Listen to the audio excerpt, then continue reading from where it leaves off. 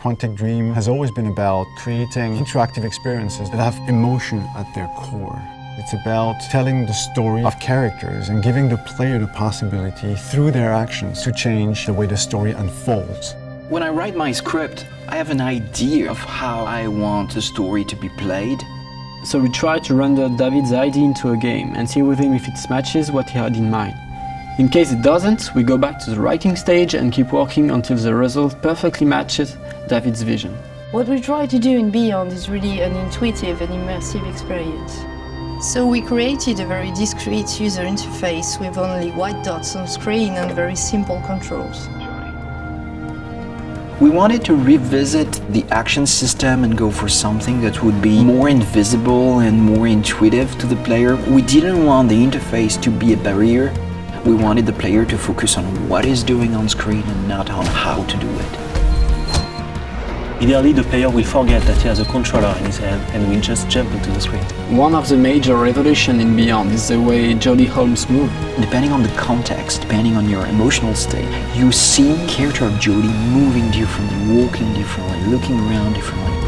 And most importantly, to give the player the feeling he's really in control of the character, he can do almost anything he wants to do. She can talk to other people, interact with objects, and also run, jump, shoot, drive a motorcycle, or even ride a horse.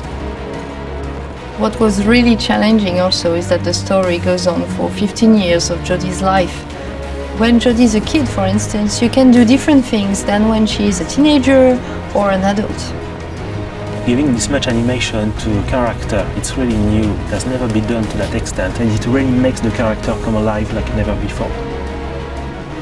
We wanted to have these new mechanics with Aiden. I wanted to give this feeling of flying around and going through matter and through walls. So we started making some research on how ghosts would move or even a fish would swim underwater. We thought that using orbs is an interesting approach. It would give us this physicality that we need to interact with matter.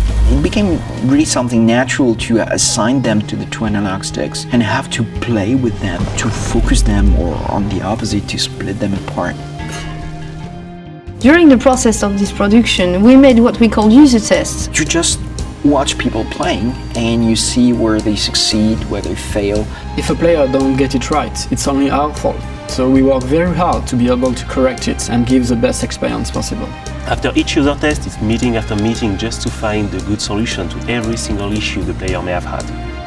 I guess what we're looking for with the gameplay is really to find an interface that will allow you to play live. And we try to get closer and closer of the ideal interface where you don't think anymore, you just do it.